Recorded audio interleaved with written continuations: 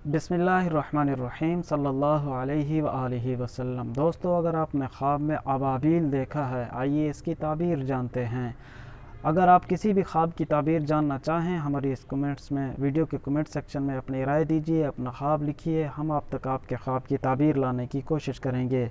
नए हैं तो चैनल सब्सक्राइब, वीडियो लाइक कीजिए। चलें आज की वीडियो शुरू करते हैं।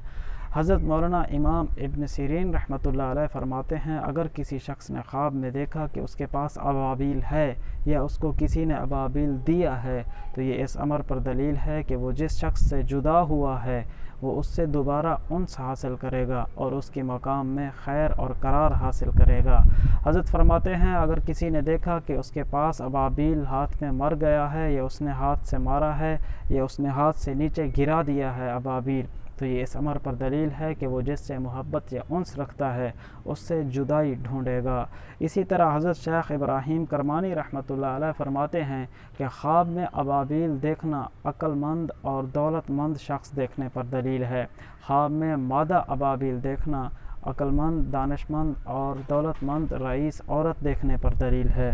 हज़रत फरमाते हैं, अगर किसी शख्स के हाथ से अबाबील उड़ गया है तो इस अमर पर दलील है कि उसके दोस्त से उसको जुदाई होगी।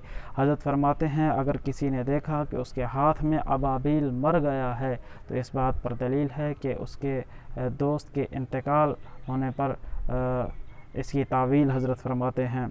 हज़रत जाबिर मग़रिबी रहमतुल्लाह अलैह इस ज़िमन में इरशाद फरमाते हैं, अगर किसी शख्स ने ख्वाब में अबाबील को पकड़ा है तो ये इस बात पर दलील है कि वो खौफ से अमन में होगा और गमों से निजात हासिल करेगा। दोस्तों, आपने कोई अच्छा ख्वाब देखा, अल्लाह का शुक्र अदा कीजिए। बुरा, डरावना, मुसीबत वाला ख्वाब देखा, अल्लाह के हुजूर तौबा इस्तग़फ़ार कीजिए। मिलेंगे किसी अगली वीडियो में। अल्लाह हाफ़िज़।